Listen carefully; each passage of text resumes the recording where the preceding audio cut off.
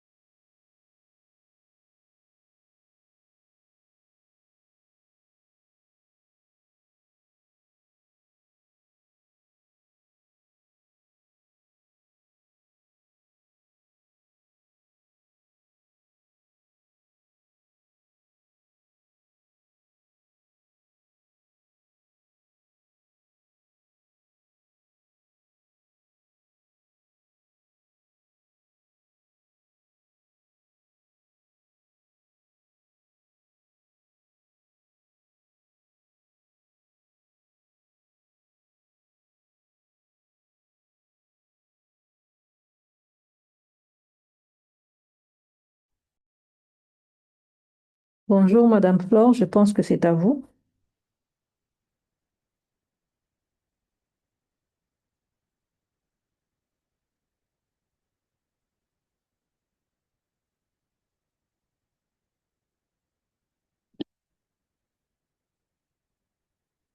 Oui, oui. Bonjour, bonjour à tous. Je ne sais pas, vous m'entendez? Oui, oui, ça va, on Oui, t'écoute. On nous entend. oui. Oui. Messieurs, bonjour, bonjour à tous. Bonjour. Bonjour. Oui, on peut Bonjour. démarrer notre webinaire. C'est bon? Oui, oui, c'est bon. D'accord. Nous vous présentons d'abord des excuses pour la qualité du son. Il y a eu des petits soucis techniques. Alors, on y va. Plus d'une centaine de permis miniers actifs se superposent aujourd'hui à des forêts communautaires légalement reconnues en République démocratique du Congo, soulevant des questions urgentes sur les droits fonciers, la justice environnementale et l'avenir de la gouvernance forestière, s'appuyant sur l'enquête du journaliste Jonas Kiriko. Sur le papier, c'est une forêt communautaire. Sur la carte, c'est une mine. Notre webinaire de ce jour examinera de quelle manière les communautés qui se sont mobilisées pour protéger leurs forêts font face aux pressions croissantes exercées par les projets miniers alimentés par la demande mondiale en minéraux stratégiques. En prenant l'enquête comme point d'ancrage du dialogue, cette discussion vise à approfondir la compréhension des enjeux complexes liés à l'extraction de ces minéraux stratégiques et à encourager des recherches ainsi que l'engagement de la poursuite citoyenne sur ce sujet.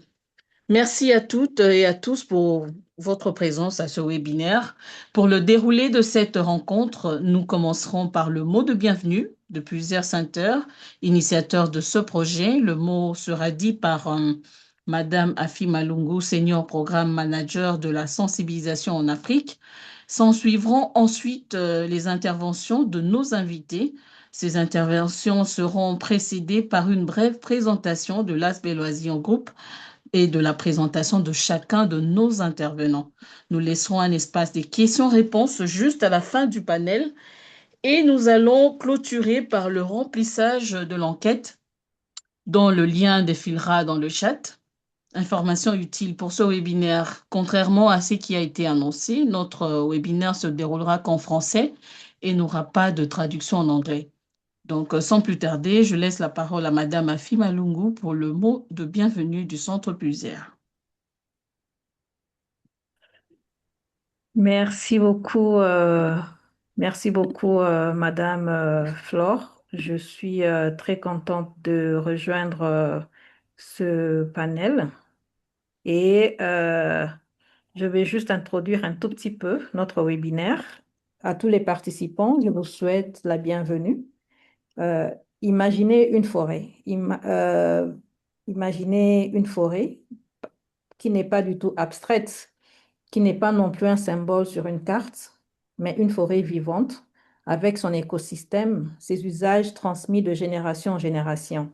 Une forêt pour laquelle une communauté s'est mobilisée, a constitué des dossiers, a négocié avec l'État et a finalement obtenu une reconnaissance légale. Sur le papier, C'est une forêt communautaire. Et pourtant, sur une autre carte, celle des permis miniers, ce même espace est déjà concédé à une compagnie extractive.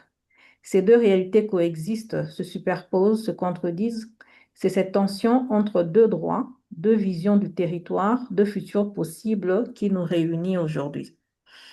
Je suis particulièrement heureuse de vous accueillir à cette 4e édition du webinaire Interconnected, une série initiée en 2023 par le Programme international d'éducation et de sensibilisation du Pulitzer Center.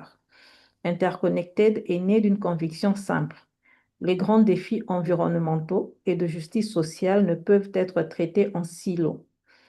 Il réclame des conversations qui traversent les frontières entre journalistes et chercheurs, entre société civile et décideurs, entre communautés locales et acteurs internationaux. Depuis 3 ans, cette série crée des espaces de dialogue en plaçant le journalisme au cœur de la réflexion, non pas comme illustration, mais comme point d'ancrage, comme invitation à regarder les faits en face avant d'engager le débat. Cette édition aujourd'hui de 2026 est consacrée à la gouvernance forestière et aux flux financiers qui la traversent. 3 webinaires, 3 territoires dans le bassin du Congo, l'Indonésie et l'Amazonie. 3 écosystèmes majeurs pour le climat planétaire, 3 régions où la pression sur les forêts s'intensifie sous l'effet conjugué de la demande mondiale en ressources naturelles et des impératifs, souvent contradictoires, de la transition énergétique. Et nous n'y sommes pas seuls. Je tiens à souligner l'importance du partenariat avec Oasion Group ASBL, une organisation congolaise dont le travail à l'intersection des médias, de la société civile et des enjeux miniers et environnementaux est d'une valeur plutôt rare dans l'écosystème médiatique de notre pays. Ce partenariat n'est pas un détail logistique, il est la condition même de la pertinence de ce que nous faisons. Au centre de ce webinaire, comme vous l'entendrez tout à l'heure, il se trouve une enquête journalistique, celle de M. Jonas Kiriko, intitulée « Sur le papier, c'est une forêt communautaire, sur la carte, c'est une mine ». Ce titre dit déjà tout de la tension que j'évoquais en ouverture. Son enquête pose des questions fondamentales sur la cohésion des politiques publiques, sur l'effectivité des droits fonciers et sur ce que signifie concrètement protéger une forêt communautaire quand la demande mondiale en cobalt, en lithium, en coltan continue de s'accélérer. Car c'est bien là le paradoxe de notre époque. Les minéraux que réclame la transition énergétique mondiale pour les batteries, pour les véhicules électriques, pour les énergies renouvelables sont largement enfouis sous les territoires forestiers, souvent habités, souvent protégés. La transition que l'on appelle juste ne peut pas faire l'économie de cette question. Elle ne peut pas se construire sur l'effacement des droits déjà acquis. Cet après-midi, nous allons explorer ensemble plusieurs dimensions de ce problème. Comment les communautés locales vivent-elles cette superposition des droits? Quels mécanismes de gouvernance existent ou devraient exister pour arbitrer ces conflits? Et quel est le rôle du journalisme dans ce tableau comme outil de veille, d'alerte et de mobilisation? Ces questions n'appellent pas de réponse simple, mais elles méritent d'être posées à voix haute sous les bons auspices, également avec les bonnes personnes dans cette salle que vous êtes en ce moment. Je vous souhaite donc la bienvenue à ce webinaire. Merci et très bonne session à vous. Oui, merci Madame Afi. Je re-souhaite encore une fois la bienvenue à tout le monde à ce webinaire consacré au conflit d'usage entre exploitation minière et droits des communautés locales en République démocratique du Congo. Avant de commencer, quelques consignes pratiques. Nous invitons les participants à déposer leurs questions dans l'espace de discussion. Vous verrez Q&A au bas de l'écran. Tout au long des présentations des panélistes, nous les regrouperons et on va leur transmettre à la fin du panel, donc juste à la fin du panel. Nous vous encourageons donc à formuler des questions courtes, précises et surtout en lien avec les thématiques abordées. Avec votre permission, je m'en vais vous présenter brièvement l'Asbel Oasion Group. L'Asbel Oasion est une organisation de la société civile engagée dans la promotion, la gouvernance la gouvernance responsable de ressources naturelles, de la participation citoyenne, la transparence, ainsi que la défense des droits des communautés affectées par l'exploitation de ressources extractives. À travers ces actions, l'organisation contribue au renforcement du dialogue entre les citoyens, les autorités publiques et les acteurs du secteur extractif. En tant que média, elle est une rédaction libre des professionnels des médias qui ont pour desk de travail l'environnement et les mines. Nous entrons à présent dans notre panel intitulé Sur le papier, c'est une forêt communautaire, sur la carte, c'est une mine. Ce panel nous permettra d'explorer les réalités du chevauchement entre les concessions forestières des communautés locales et les activités d'exploitation économique externe, particulièrement minières, ainsi que les enjeux de gouvernance, de justice sociale et de protection des droits qui en découlent. Nous avons donc le plaisir et l'honneur d'accueillir notre premier panéliste, M. Jonas Kiriko, journaliste senior chez InfoNil et boursier 2025 du Rainforest Investigative Network du Pulsar Center. Il est spécialisé dans les enquêtes sur les crimes environnementaux. Il a participé à plusieurs investigations transnationales fondées sur les données et le journalisme d'investigation. Alors, sans plus tarder, Monsieur Jonas Kiriko, vous avez la parole. Merci beaucoup. J'espère que vous m'attendez. Euh, je vais partager mon écran.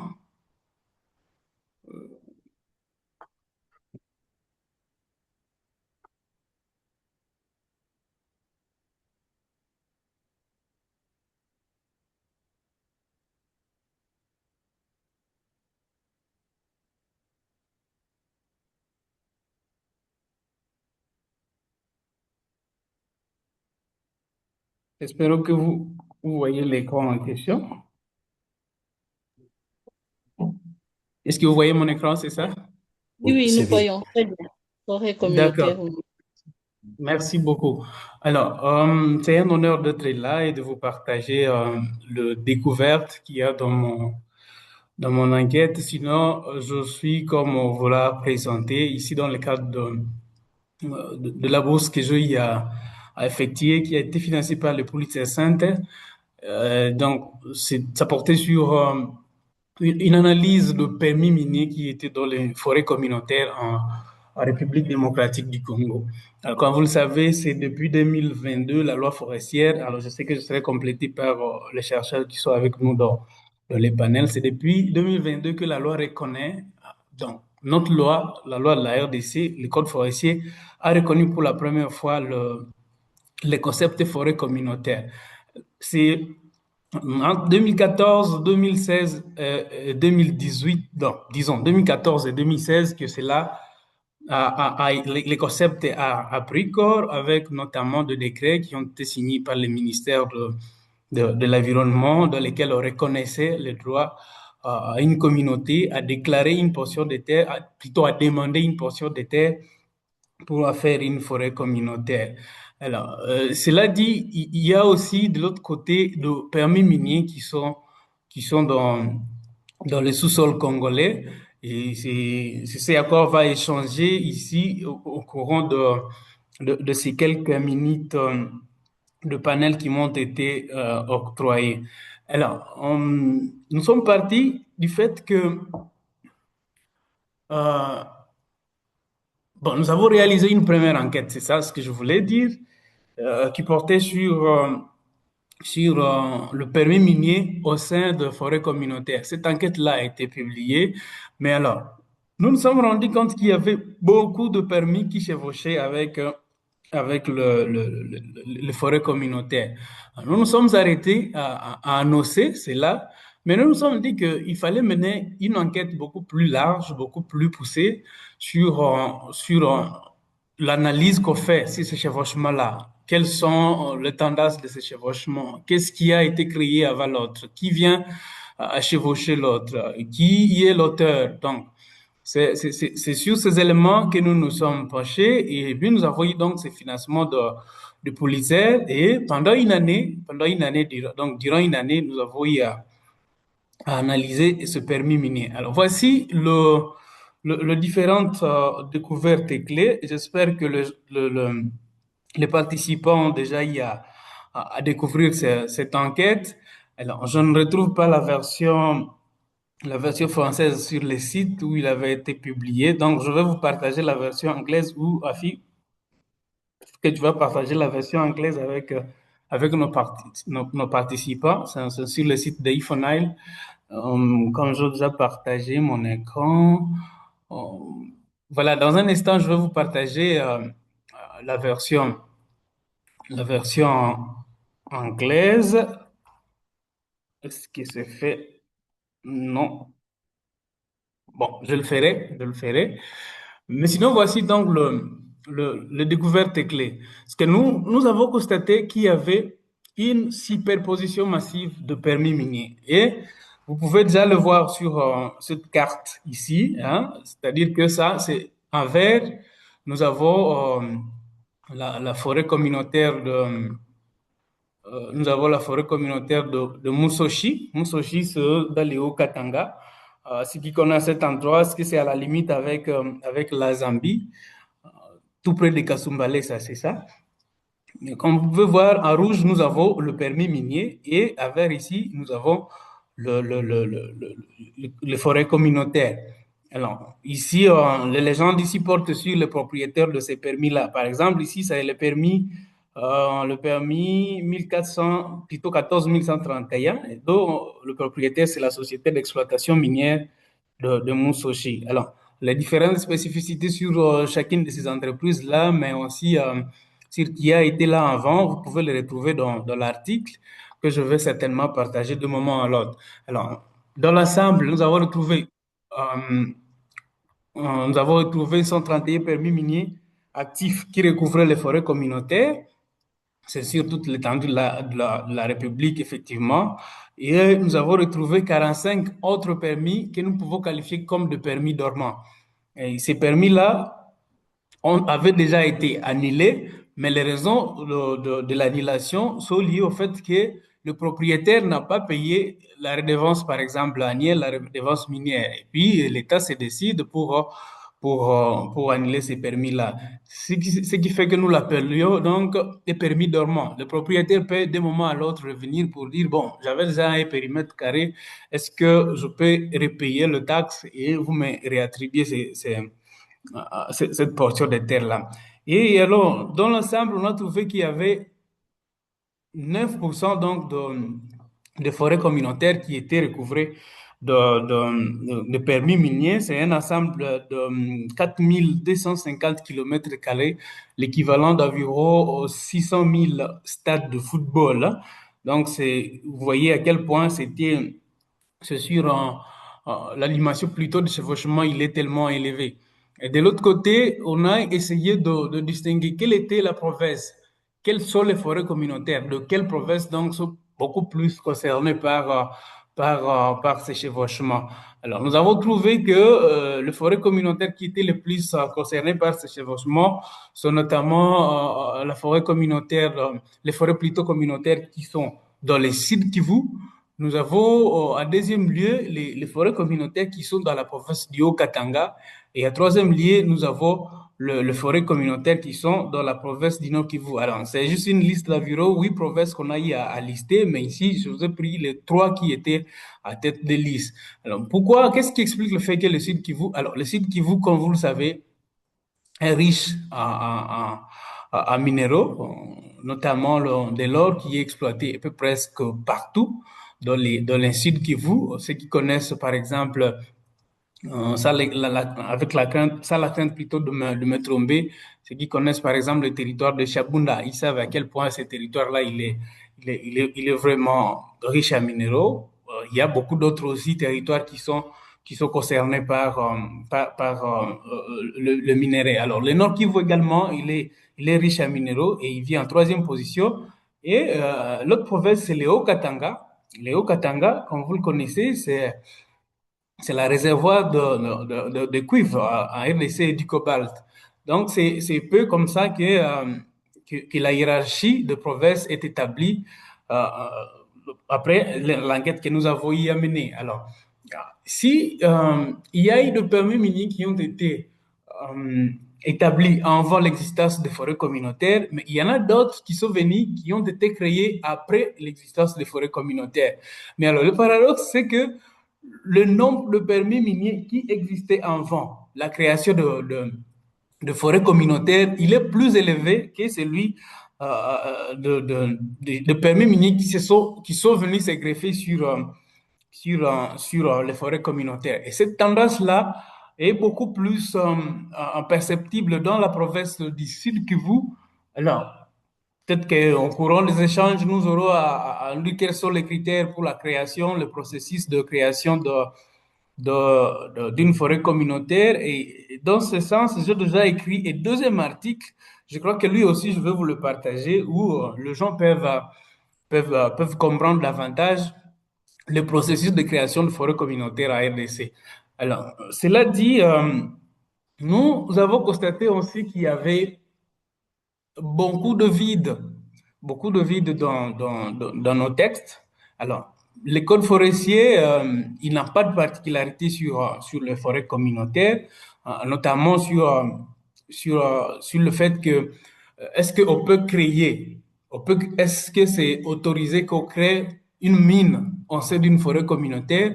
Alors, notre code forestier, mais aussi notre code minier, le code minier que vous connaissez, il avait été mis à place, les nouveaux codes miniers avaient été mis à place en 2018. Alors, c'est pas clairement indiqué dans ce code-là si on est autorisé de créer, plutôt d'obtenir un permis minier en sein d'une forêt communautaire et vice-versa. Alors, il y a donc l'absence aussi d'une base de données centralisée et transparente pour vérifier les titres existants. C'est-à-dire que, par exemple, le cadastre minier, il travaille à solo dans son coin, mais il ne peut pas partager ses données avec par exemple, le cadastre forestier ou le cadastre foncier. Donc, chacun travaille dans son coin alors qu'ils sont tous des services étatiques qui sont censés collaborer. Alors, et parmi les solutions d'ailleurs, dans mon article là, que vous pouvez explorer également, je y a proposé, bon, mes sources ont y a proposé parce que devant les faits, les journalistes s'effacent. Ce sont ces sources qui parlent. Alors, mes sources ont à proposer le fait qu'il faut vraiment créer une base de données centralisée où chacun peut venir, il peut se dire, ah, ici, il y a déjà une carte, par exemple, sur telle portion, nous ne pouvons plus octroyer telle autre activité. Ou il y a déjà un permis qui est déjà un droit foncier ou un droit minier qui est déjà décrit sur telle ou telle autre partie de cet endroit-là et donc nous pouvons y créer une autre activité. Ça n'existait pas. Alors, il y a aussi le décret de la foresterie communautaire, plutôt les arrêtés qui sont donnés aux communautés locales, notamment dans le cadre de la création de forêts communautaires, ne sont pas encore connus comme étant de, de vraies protections foncières pour les communautés locales. Il y en a, le débat, il est encore là. Les gens se disent, est-ce que les forêts communautaires, est-ce que c'est des parcelles des communautés où tout le monde a le droit d'exercer son activité ou comment? Donc, le statut réel de la forêt communautaire, il reste encore moins connu. Beaucoup de gens ne respectent pas les arrêtés provinciaux qui sont octroyés par les gouvernements provinciaux pour les communautés. Ça, c'est des éléments. Bon, ça, c'est un tableau que j'ai eu à établir dans le cadre de cet exposé, notamment je montre les cadres légaux, je montre ce qui l'accorde et les lacunes ou les conflits. Donc, j'espère que on pourra vous partager ces petits modules que j'ai à concocter et vous allez découvrir ces éléments-là que j'étais en train d'expliquer. Un autre élément, c'est que les communautés n'étaient pas consultées. Par exemple, ici, nous sommes dans la communauté de Moissé. Moissé, c'est bon, Moissé, Mwawa, Mamba, bon, c'est dans la province du Haut-Katanga toujours, où je rencontrais ces communautés ici. Alors, quand je leur parlais de permis qui existait sur leur terre, ben, ils disaient, mais nous sommes les propriétaires de cette terre-ci, mais personne ne nous a consultés. Quand est-ce qu'ils ont, ils ont donc octroyé ces permis-là sur nos terres sans nous consulter? Alors, permis ici, je reste dans l'ensemble, ils peuvent être de permis miniers qui sont de permis d'exploitation, de permis de recherche. Donc, tous les deux sont pris à compte dans cette recherche ici.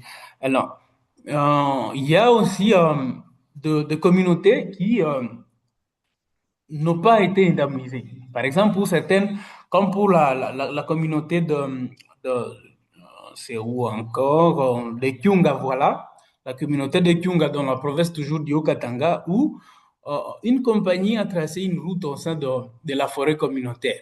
Alors, les deux parties se sont entendues. Alors, comme tu as tracé ta route qui ramène vers ta mine dans notre forêt communautaire, par mois, tu vas chaque fois nous donner $400 d'indemnisation. Mais je crois la compagnie a payé 3 fois seulement. Le reste, la compagnie ne payait plus. Donc, des engagements qui n'étaient pas pris en compte, mais aussi des communautés qui étaient marginalisées et non consultées. Ça fait parmi donc de résultats qu'on a eu à avoir en menant cette recherche. Alors, je crois que c'est tout pour l'instant et j'espère que il y aura des questions au courant desquelles nous pourrons vous donner beaucoup de détails, notamment sur la recherche, mais aussi sur d'autres détails qui pourront vous paraître utiles. Merci beaucoup. Retour à toi, Madame Flore. Oui, merci beaucoup, Monsieur Jonas. Merci pour votre brillant exposé, belle présentation et si riche partage d'expérience. Nous accueillons à présent notre deuxième intervenant, Maître Jimmy Mungouriek. Il est avocat au barreau de l'Ituri et directeur national de Ressources Matters.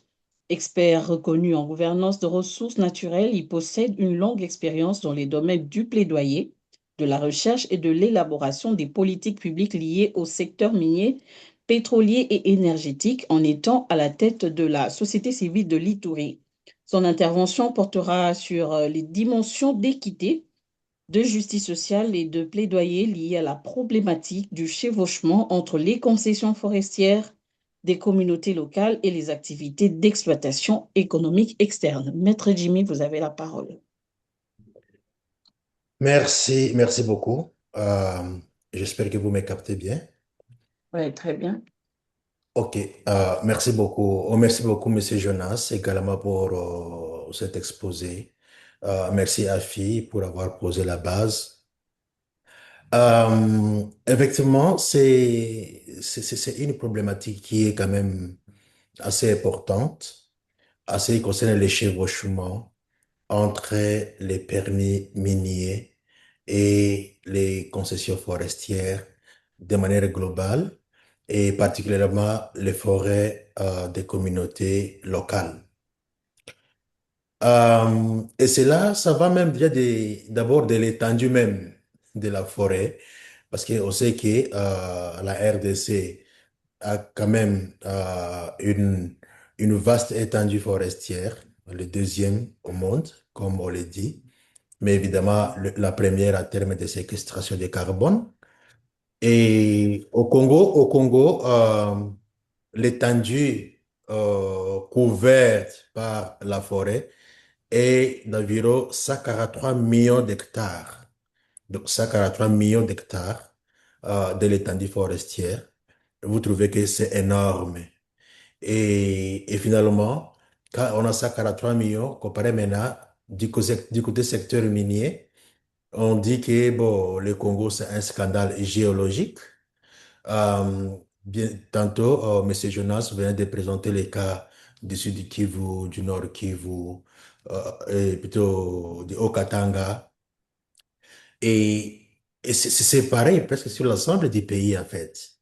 Quand vous parcourez partout au pays, on trouve qu'il y a des forêts et souvent ces forêts cohabitent, si je n'ai pas dit cohabitent, mais ces forêts chevauchent les activités minières où vous trouverez d'un côté les exploitations industrielles et de l'autre côté les exploitations artisanales qui effectivement envahissent l'espace des forêts. Alors, Madame Flore, je pense que ce que je vais mentionner, c'est que, qu'il y a soit dans les codes miniers comme dans les codes forestiers, il est vrai que les deux textes reconnaissent d'abord la notion de communauté locale. Et évidemment, ça mentionne le nom des communautés locales comme des personnes qui, bon, qui habitent sur un territoire lié par une coutume ou bien par des liens traditionnels, tout ça. Donc, qu'elle soit dans les cadres, dans les codes forestiers comme dans les codes miniers, il y a d'abord cette notion de reconnaissance. Et à terme des droits maintenant de ces communautés par rapport aux forêts, par exemple, oui, c'était quand même une grande innovation pour le Code forestier de 2002 de reconnaître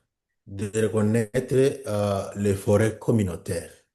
Évidemment, nous connaissons d'autres types de forêts comme dans leur classement global, les forêts classées, les forêts protégées et les forêts de production permanente. Alors, dans un premier temps, qu'il soit dans les forêts classées, dans les forêts protégées ou les forêts de production permanente, ou partout, avant que les codes miniers ou les codes forestiers existent, d'abord les communautés ont existé dans tous ces endroits-là. Et c'est ça. Et si il faut qu'on réfléchisse à terme de qui est venu avant, est-ce que c'est la loi? Non, les communautés ont existé avant que la loi n'existe. Même si ce n'est pas l'ensemble du forêt, mais ces communautés ont existé. Et par le seul fait d'exister avant la loi, c'est comme ça on leur reconnaît cette qualité de communauté locale et on leur reconnaît les droits liés à l'exploitation de ces forêts-là, à l'utilisation de ces forêts-là. C'est comme ça, par exemple, dans le code minier dit lorsqu'un privé veut utiliser les forêts communautaires ou les forêts des communautés locales, il doit obtenir avoir un agrément qui est donné par le gouverneur de la province. Ça, c'est pour le droit, les forêts de communautés locales. Donc, à d'autres termes, on reconnaît déjà leurs droits sur ces terrains-là, sur ces forêts.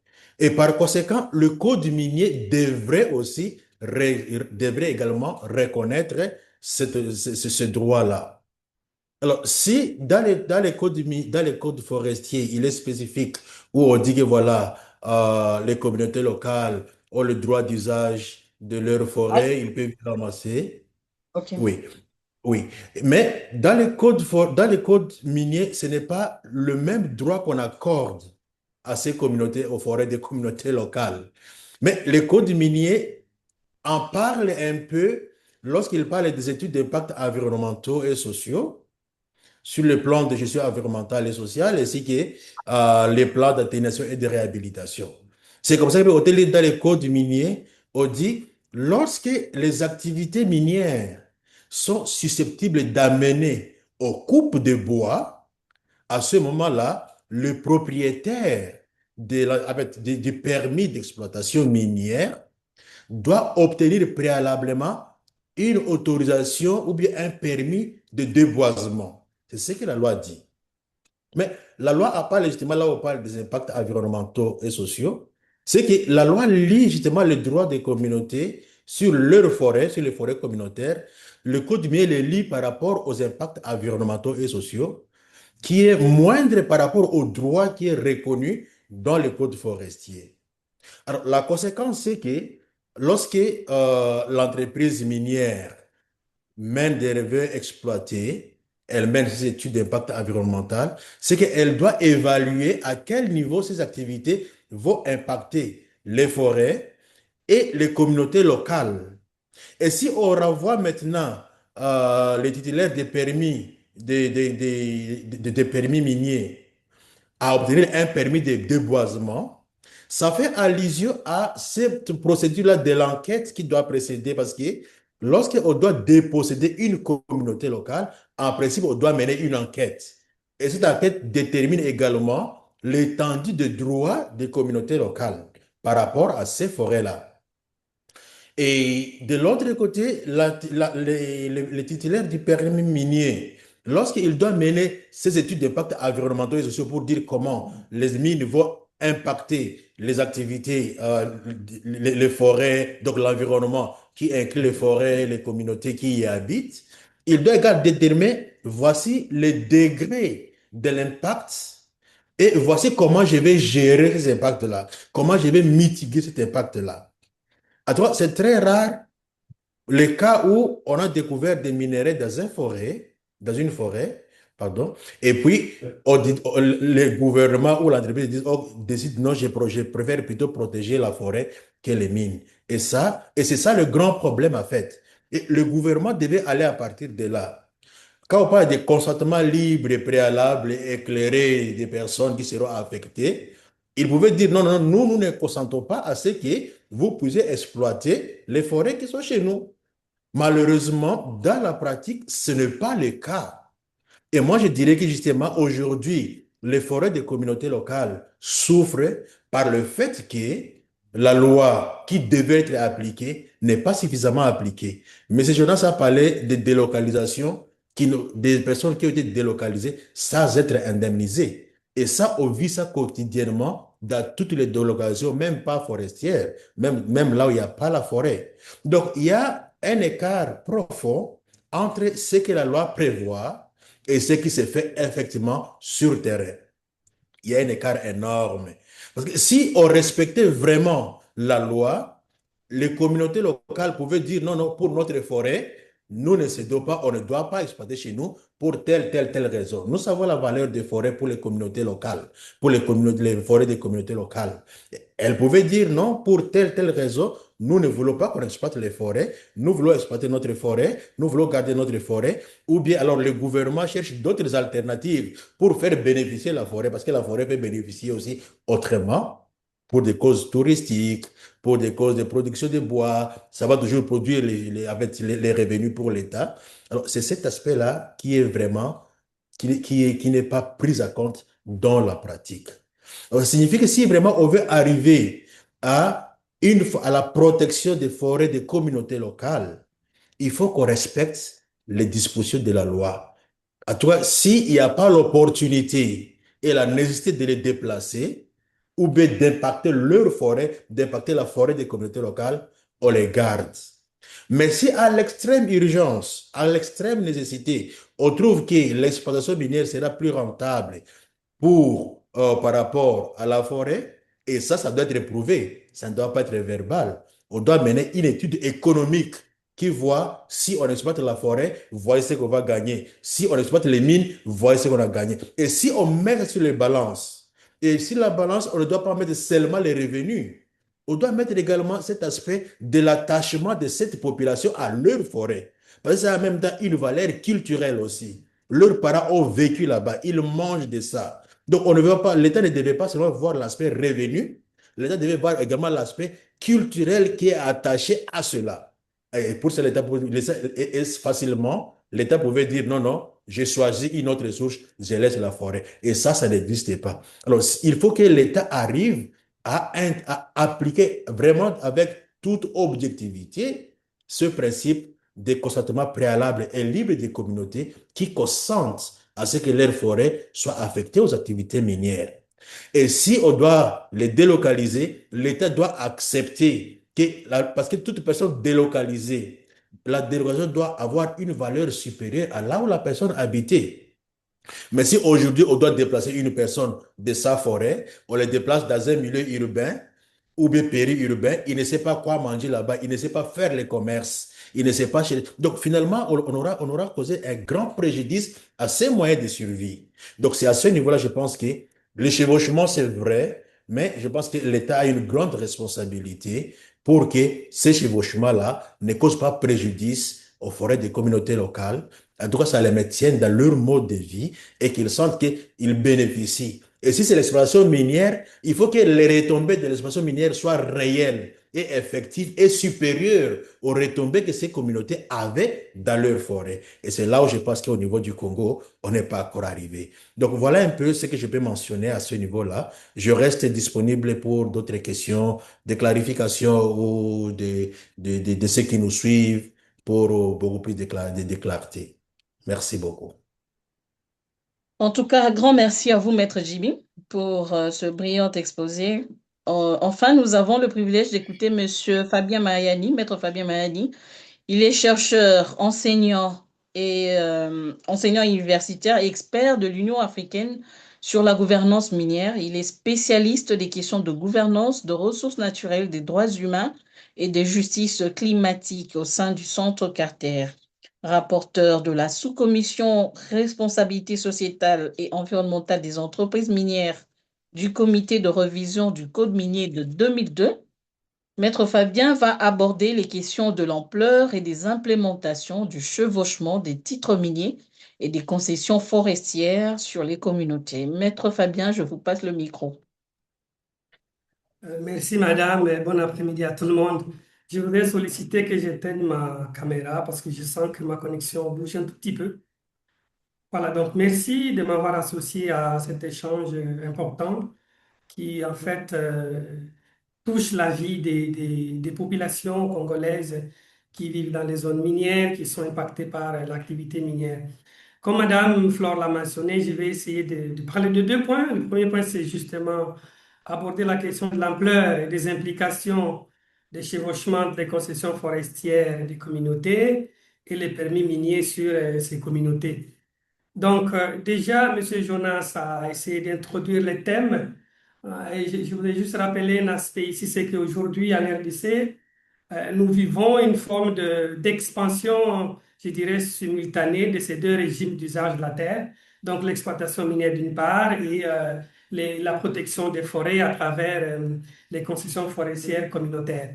Et donc, comme je l'ai dit, d'une part, vous avez, depuis 2007, Monsieur Jonas l'a dit, le gouvernement congolais entreprend et promeut l'octroi des concessions forestières aux communautés dans le but d'assurer une gestion durable de ces forêts et surtout d'assurer que les communautés utilisent ces forêts de manière durable.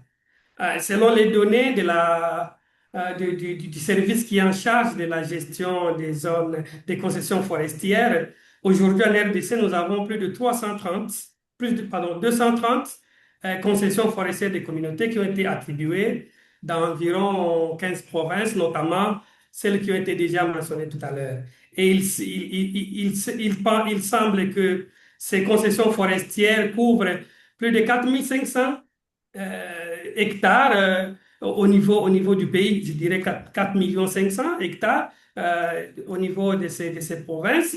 Et de l'autre côté, et ça a été dit tout à l'heure, vous avez un secteur minier en pleine expansion depuis déjà 20 ans. Les raisons, elles ont été évoquées tout à l'heure. C'est notamment la forte demande mondiale de certains minéraux qui sont au Congo, le cuivre et le cobalt, pour les technologies vertes, la transition énergétique, les technologies du numérique.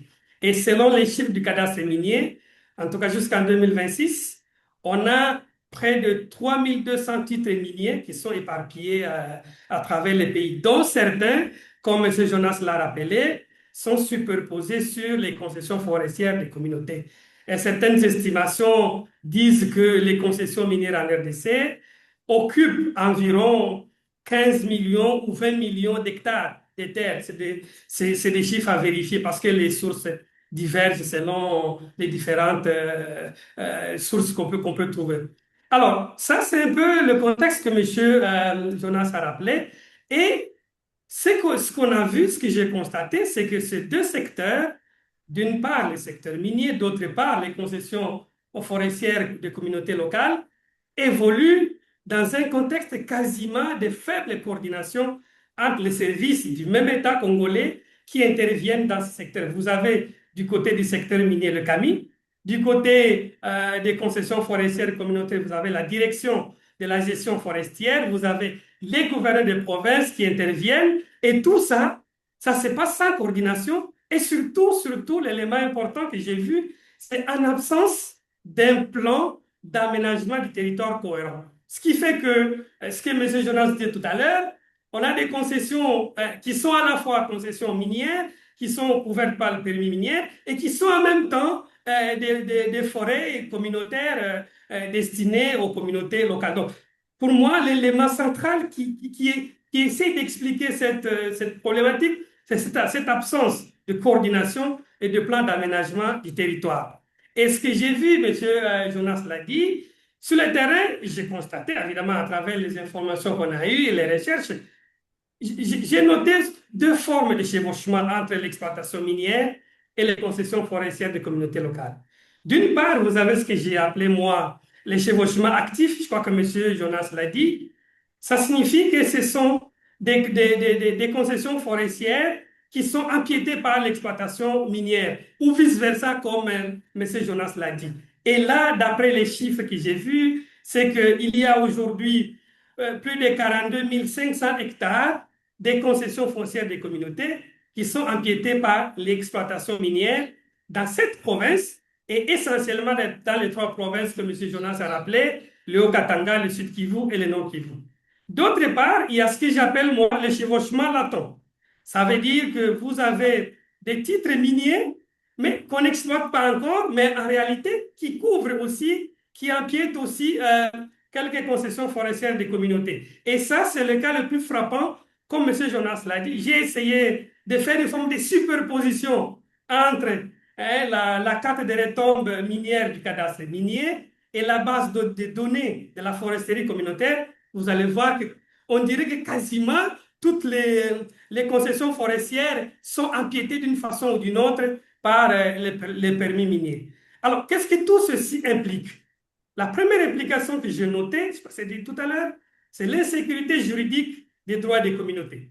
Qu'il s'agisse des droits découlant des concessions forestières, qu'il s'agisse des droits découlant du code foncier ou d'autres textes de loi, ces droits-là sont en insécurité juridique parce que, je crois, M. Jonas l'a dit, en RDC, il y a une forme de primauté du droit minier sur les autres droits. Donc, si je peux le dire autrement, c'est comme si l'État congolais a hiérarchisé l'usage de la terre en privilégiant d'abord l'exploitation minière. Ce qui fait que lorsqu'on découvre une mine, un gisement minier quelque part, normalement, en tout cas théoriquement, ceux qui ont d'autres droits sur ces lopins de terre sont appelés à quitter pour laisser la place à l'exploitation minière. Et ça se voit lorsqu'on examine les déplacements forcés des populations. J'ai participé à une étude il y a quelques années où on a évalué les déplacements forcés. Entre 2002 et 2018, il y a eu plus de 20 déplacements forcés des populations, y compris des populations qui se trouvaient dans les concessions forestières. Donc ça, c'est la première implication, cette insécurité juridique qui conduit à la privation de la jouissance du droit et d'accès à la terre aux communautés. Comme je viens de le dire, l'exploitation minière ou le droit minier ont une forme de primat sur les autres droits.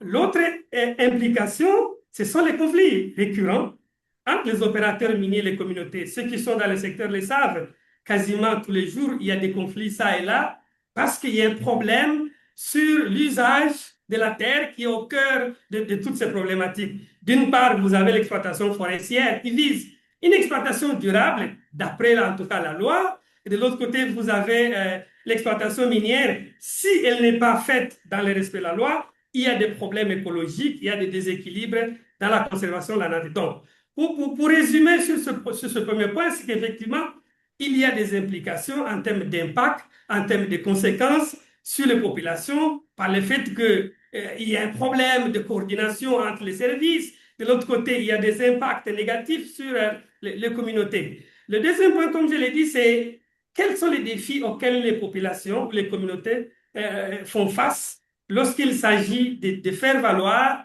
leurs droits dans le contexte d'exploitation non seulement minière, je peux dire ici l'exploitation des ressources naturelles. Je crois que Jimmy a commencé à évoquer ce point. Il faut peut-être rappeler que les communautés qui vivent dans les zones d'exploitation des ressources naturelles ont des droits, au-delà de tous les droits que nous avons nous tous. Elles ont quand même des droits particuliers, parmi lesquels le plus fondamentaux, je citerai le droit à l'information. Les communautés qui sont impactées par un projet minier, projet extractif, ont le droit d'avoir l'information sur le projet. L'autre droit, c'est le droit à la consultation. Les communautés doivent être consultées et doivent participer au processus de prise de décision. L'autre droit, Jimmy l'a dit, c'est le droit de donner le consentement libre, préalable et éclairé sur le projet qui affecte leur cadre de vie. Et je terminerai par le droit à l'indemnisation, à la compensation en cas d'expropriation ou de dépossession de biens ou des valeurs des communautés qui sont impactées. Alors, quels sont les défis qu'on peut mentionner en ce qui concerne la revendication de ces droits par les communautés? Alors, dans mes analyses, j'ai noté deux types de défis. Il y a d'une part les défis d'ordre légal, donc les défis liés à la loi, et aussi des défis opérationnels dans la pratique. Je crois que l'un des problèmes que nous avons dans notre pays, je viens de le dire, c'est que les garanties de protection des droits des communautés locales sont encore faibles. Si elles ne sont pas faibles, en tout cas, elles ne sont pas clairement articulées dans la loi. Je vous donne juste un exemple. Je viens de vous parler tout à l'heure du droit à l'information et à la consultation reconnu aux communautés. Qu'est-ce qui est dit dans nos lois? Lorsqu'une communauté n'a pas été régulièrement consultée par un opérateur minier, est-ce que les communautés ont la possibilité d'exercer une voie de recours pour dire cette entreprise ne nous a pas consultés, voilà quelles sont les conséquences qui peuvent en découler? En tout cas, sur le plan de la loi, ce n'est pas très clair. Les voies de recours qui sont là, à mon avis, ne sont pas efficaces. Donc, pour moi, c'est le premier problème. L'efficacité des garanties de protection des droits des communautés pose encore problème en RDC. Le deuxième point sur le plan légal, et Jimmy a commencé à le dire aussi, c'est la question de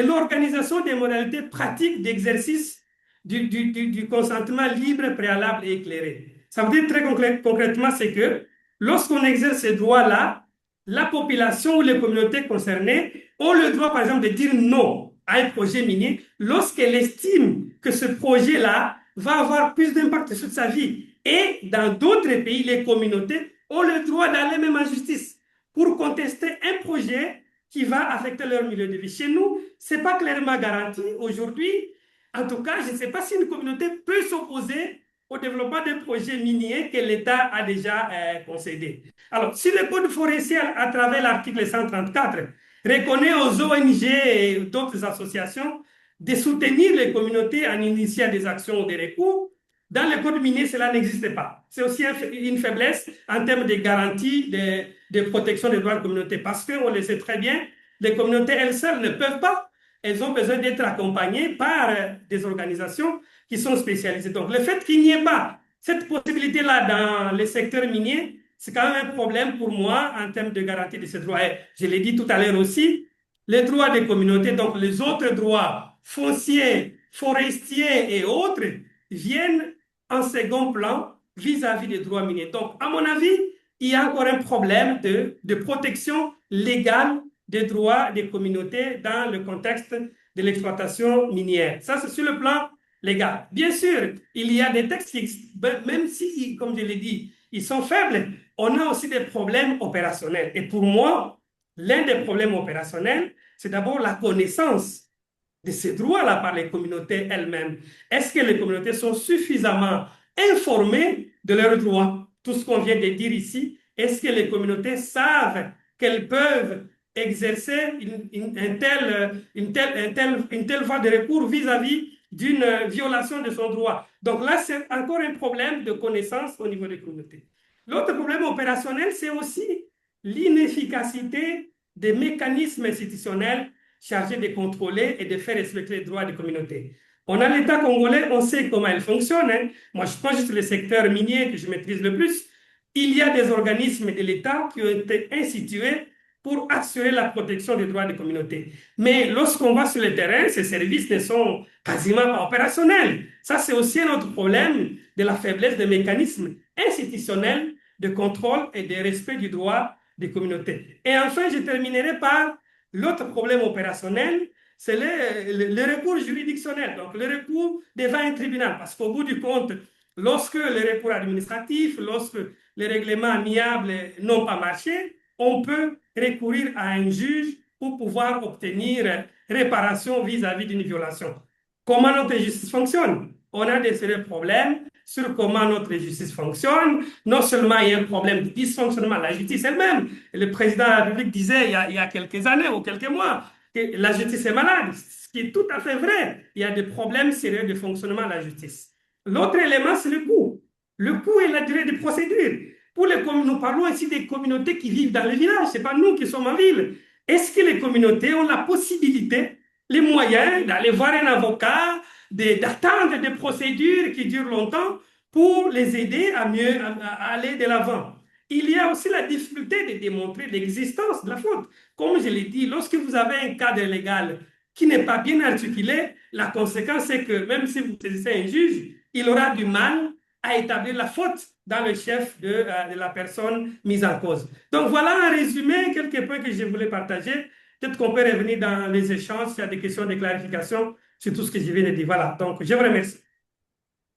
En tout cas, merci également à vous, Maître Fabien, comme on l'a fait avec les précédents intervenants, pour cette lumière apportée dans nos échanges de ce jour à travers votre magnifique présentation. Alors, comme résumé, merci d'abord à nos trois intervenants pour la qualité de leurs analyses et le regard complémentaire qu'ils ont apporté à cette problématique.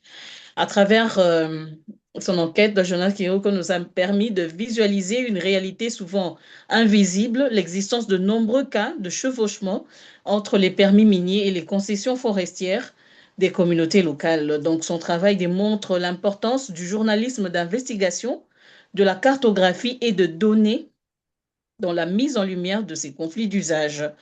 Alors, Maître Jimmy Mungoriek a attiré notre attention sur les enjeux d'équité, de justice sociale et de gouvernance qui découlent de ces chevauchements. Son intervention a mis en évidence la nécessité de renforcer le mécanisme de plaidoyer, de participation communautaire, de protection des droits des populations concernées. Et de son côté, Maître Fabien Mayani nous a permis de mesurer l'ampleur du phénomène ainsi que ses multiples implications sur les communautés locales. Son analyse a montré que ces chevauchements peuvent avoir des conséquences importantes sur l'accès à la terre, aux ressources naturelles, aux moyens de subsistance et à la sécurité juridique des populations. Il a également rappelé l'importance d'un cadre juridique cohérent et d'une gouvernance efficace pour prévenir et résoudre ces conflits. Alors, au terme de ce panel, une conclusion s'impose, la coexistence entre l'exploitation de ressources naturelles et droits des communautés ne peut être durable que si la transparence, la participation citoyenne, la sécurité foncière et le respect des droits humains sont placés au cœur des décisions publiques. À présent, j'invite tous les participants qui sont en ligne à réagir, partager les observations et poser des questions aux différents intervenants.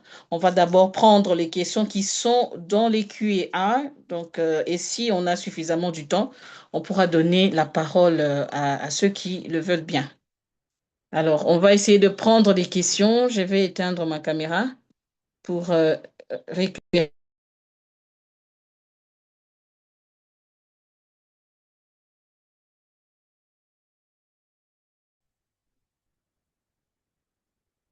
Madame Flore, si vous essayez de parler, votre micro est désactivé.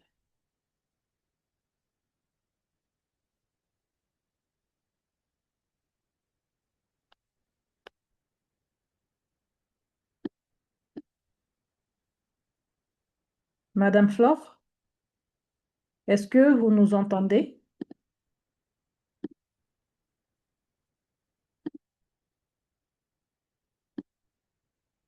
Alors, il semblerait que Madame Flore ait un souci technique. Alors, je vais prendre le devant pour justement poser des questions. Nous allons commencer par les questions qui sont dans la boîte questions et réponses de l'application Zoom. Alors, nous avons une première question de Manantso Aratina qui pose la question quelle est la limite des responsabilités de chaque autorité compétente dans la délimitation de carreaux miniers et les forêts communautaires et une instance d'arbitrage en cas de chevauchement. Alors, je vais laisser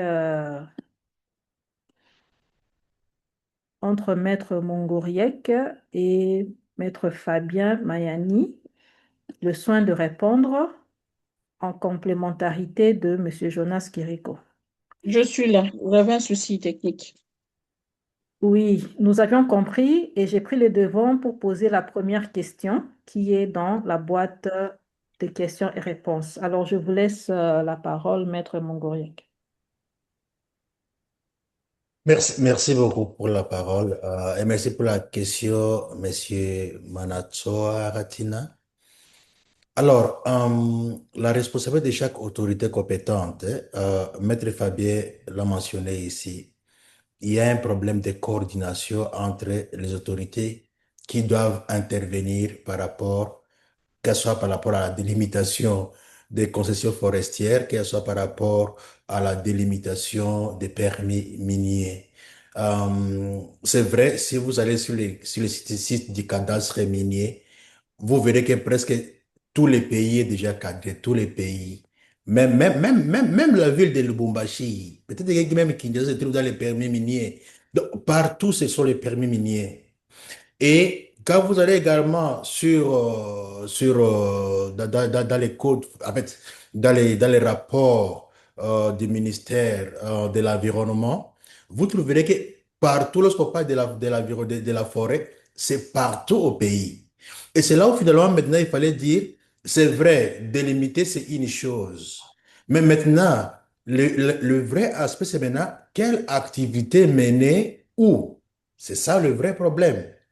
Le CAMI pouvait quadriller les permis pour dire, voici les permis, c'est partout au pays. Mais est-ce que parce qu'il y a un permis là-bas, parce que le cadastre minier a mentionné que c'est un titre, un permis minier là-bas, il faut coûte que coûte aller l'exploiter? Ou bien parce que le ministère de l'Environnement dit, voilà, ici c'est la forêt, on ne doit pas exploiter, ou bien ici c'est la forêt classée, on ne doit pas le faire. Donc, c'est cette coordination-là qui manque jusqu'à aujourd'hui. Pour les forêts, je pense que pour octroyer une concession forestière, c'est par adjudication. Ça c'est connu. Et il y a des normes pour qu'on y arrive. Il y a des préalables, des conditions que celui qui veut solliciter la concession doit remplir. Et parmi, comme je le disais au début, parmi les conditions, c'est notamment les résultats de l'enquête qui donnent l'étendue des droits des personnes qui sont là. Le résultat qui donne la nature de cette concession forestière. Parce qu'on ne peut pas octroyer une concession forestière dans les forêts classées. Non. Dans les forêts protégées sont considérées comme les biens du domaine privé de l'État. Et si c'est les biens du domaine privé de l'État, c'est là où l'État peut octroyer peut-être une concession, bon, dont la durée est généralement de 25 ans. Parce que c'est une concession ordinaire. Si on était dans le domaine des droits fonciers, on dirait une concession ordinaire qui a une durée déterminée. Et alors, par rapport à la compétence, justement, il y a des degrés de compétences qui relèvent du niveau provincial pour une étendue de forêt. Je n'ai pas les chiffres exacts dans ma tête pour autant d'hectares, mais si ça devait au-delà de tel hectare, c'est la compétence du ministre national qui a la charge des forêts. Et pour le permis minier, on sait que bon, ça passe par le CAMI, par la demande, tout ça pour y arriver. Alors, sur le plan légal, le problème des compétences ne se poserait pas. Mais le vrai problème, c'est la décision de prendre, d'exploiter ou non. D'exploiter si les mines ou non. De conserver la forêt ou non. Et c'est ça le vrai problème. Et c'est là où il n'y a pas la collaboration entre, comme Maître Fabien l'a souligné. Parce que si le ministre, le secteur minier, veut étendre l'activité sur un périmètre couvert par une concession des communautés locales, en principe, le ministre de l'Environnement devait être associé. Mais vous trouverez que les différents services de l'État restent focus sur ce qu'ils font.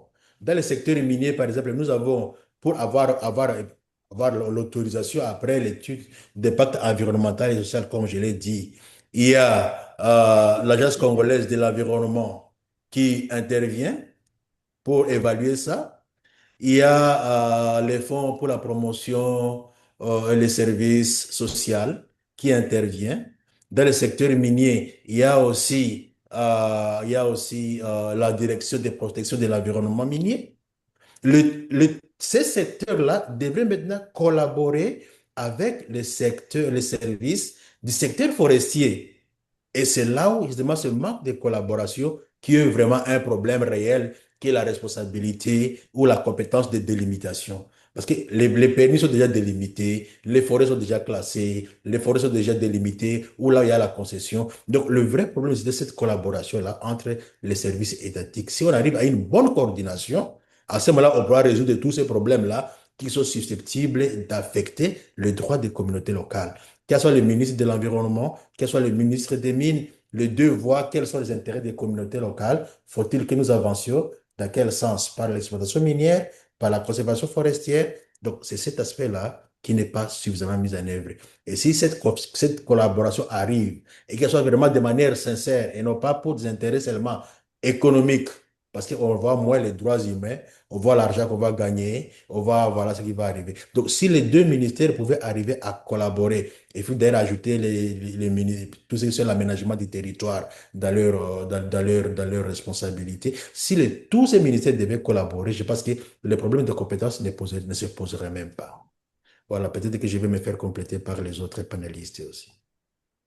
Ouais, si je peux Oui. compléter, Jimmy, justement, comme il a dit, au niveau de compétences, il n'y a pas vraiment de problème comme tel. Du côté du secteur minier, on sait que c'est le cadastre minier qui est en fait la porte d'entrée, la demande, tout ça, c'est examiné à ce niveau-là. Et au bout du compte, c'est le ministre des Mines qui signe l'arrêté qui octroie un droit minier, que ce soit un permis de recherche ou un permis d'exploitation, une autorisation d'exploitation des carrières permanentes et autres. Donc de ce côté-là, il n'y a pas assez de problèmes.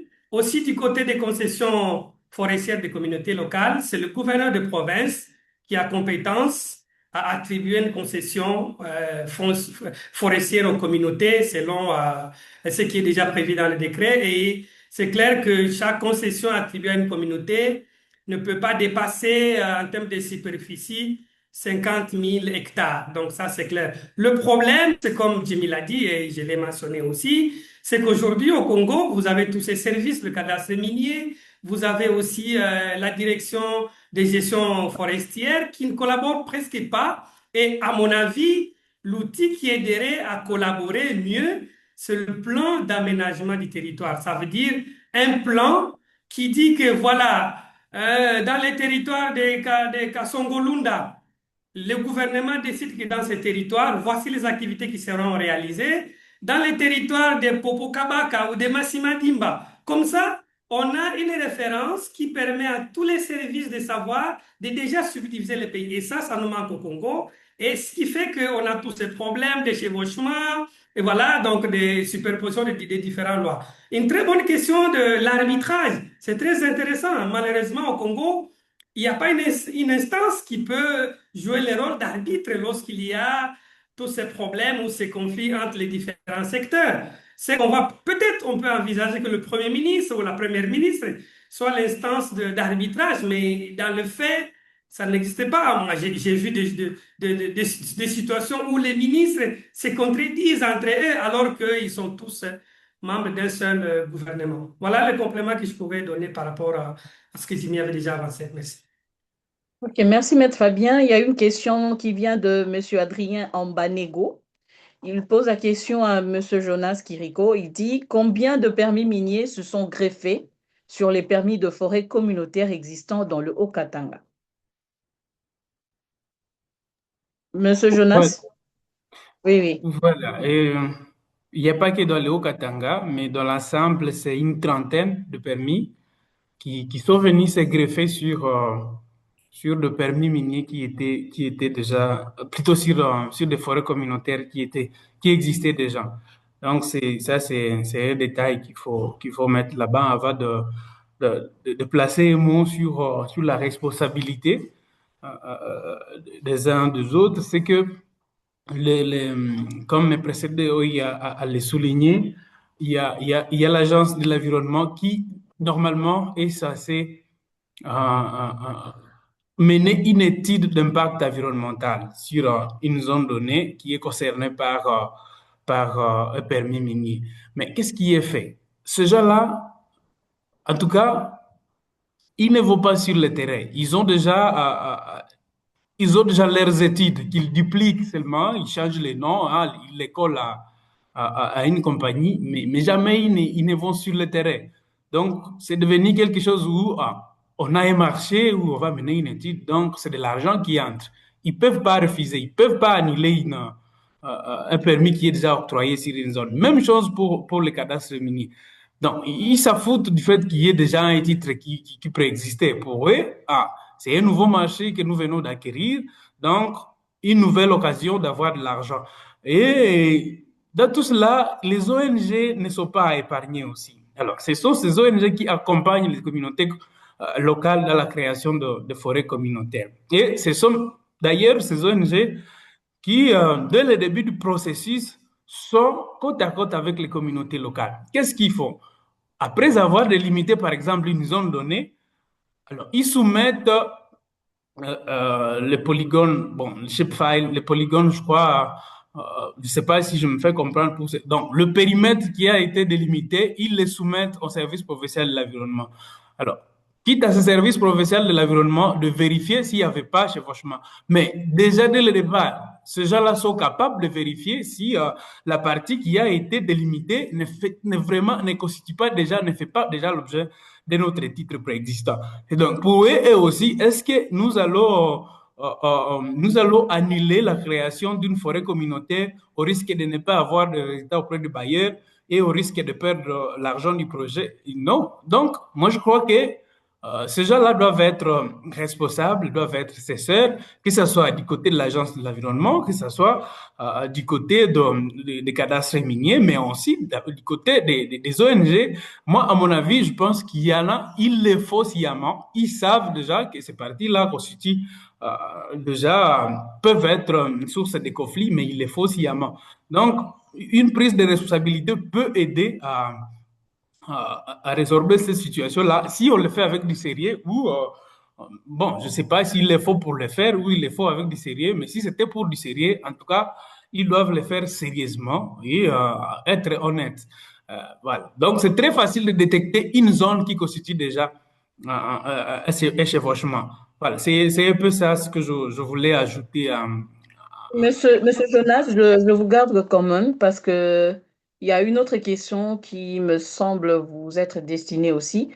Quel est le processus pour créer une forêt communautaire? La question vient de Madame Lauriane Kizamina. Voilà, je déjà collé mon deuxième article sur les processus.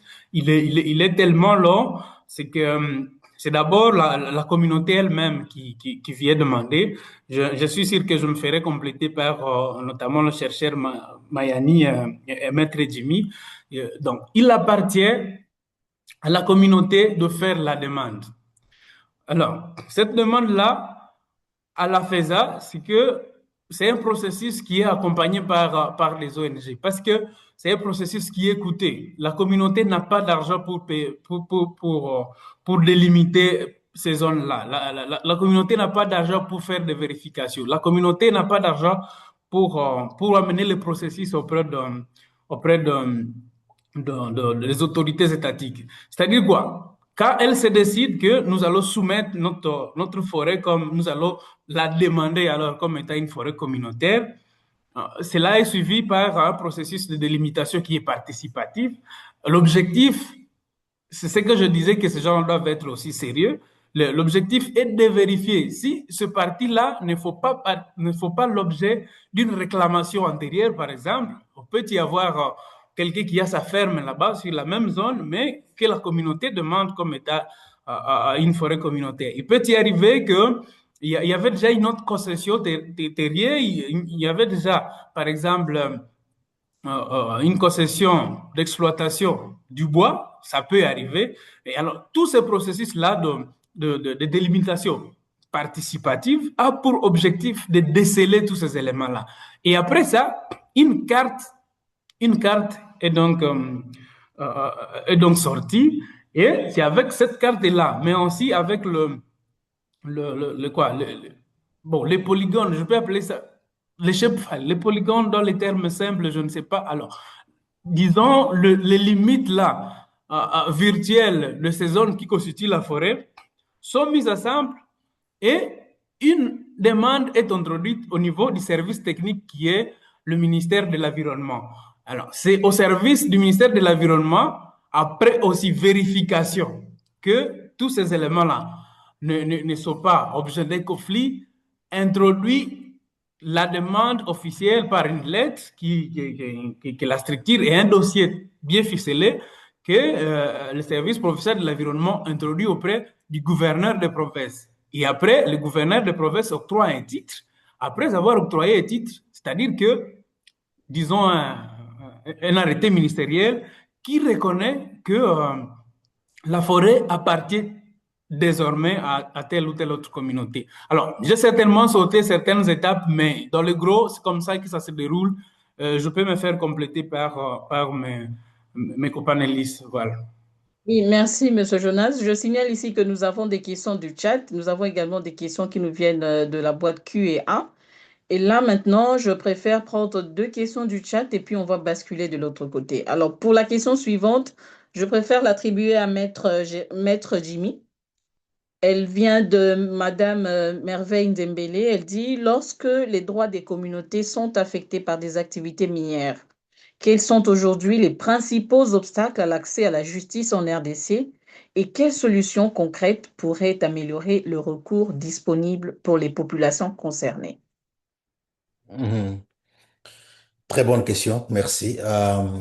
Je pense que l'obstacle majeur, comme nous l'avons dit, c'est plutôt notre justice qui est qualifiée, entre guillemets, malade dans un discours par le président de la République.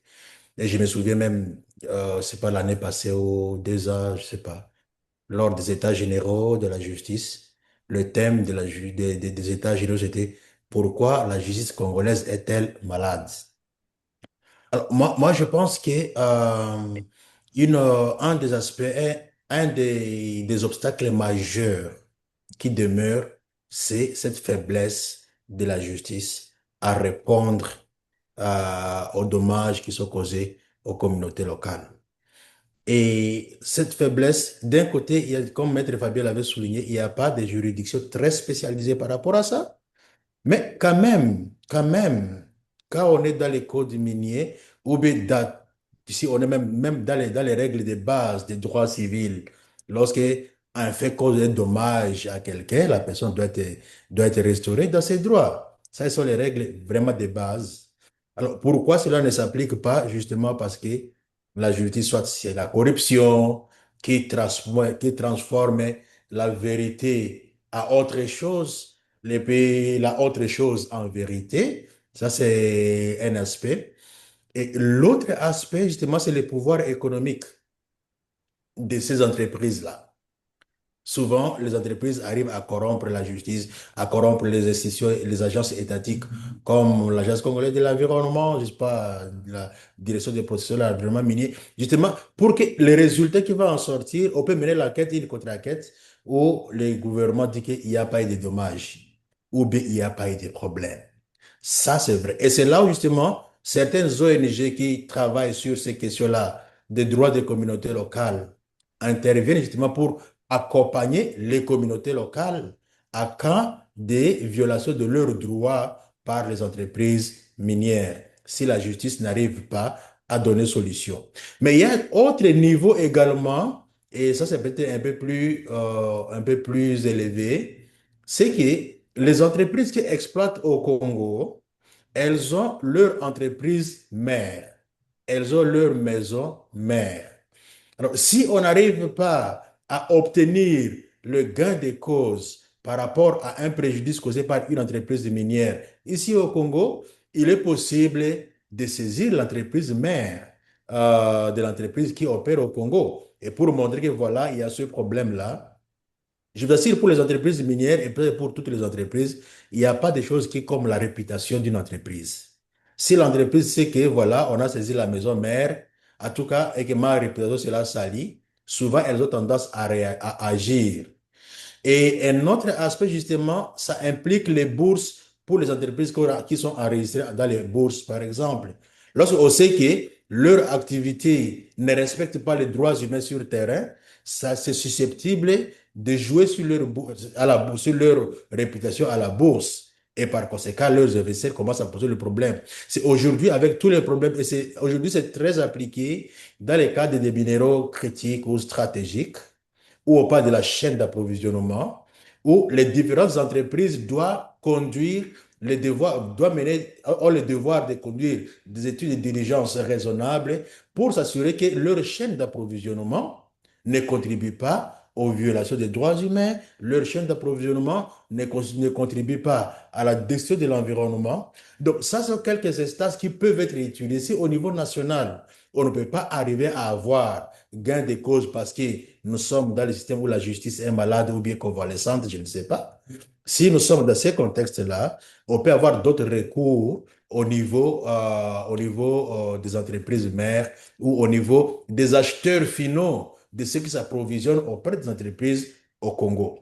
Mais dans le cadre des conventions internationales, il y a beaucoup d'autres mécanismes de protection des droits politiques et économiques des populations. Peut-être que je sais que c'est le domaine vraiment d'expertise des maîtres Fabien, je vais lui laisser cet aspect-là. S'il faut recourir aux mécanismes des conventions internationales par rapport aux droits, à la protection des droits politiques, droits communautaires, aux droits des communautés qui sont affectés par les différentes activités, notamment l'exploitation des ressources naturelles. Merci. Merci, Maître Jimmy. Maître Fabien, nous vous accordons 3 minutes parce que nous comptons basculer du côté de Q&A pour permettre aussi aux participants qui sont en ligne, qui ont posé des questions, d'avoir quand même de l'espace.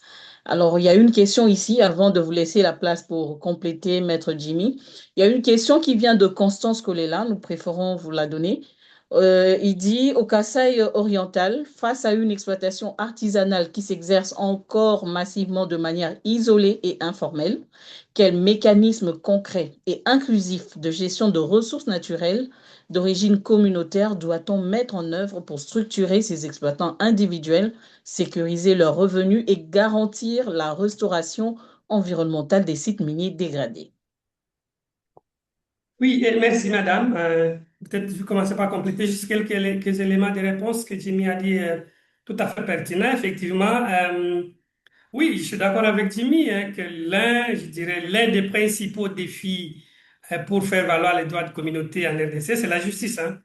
On a vu ailleurs, souvent, on sait que les dirigeants politiques sont souvent des mèches avec les entreprises minières ou extractives, mais la justice constitue quand même le tout dernier rempart lorsque on a échoué partout.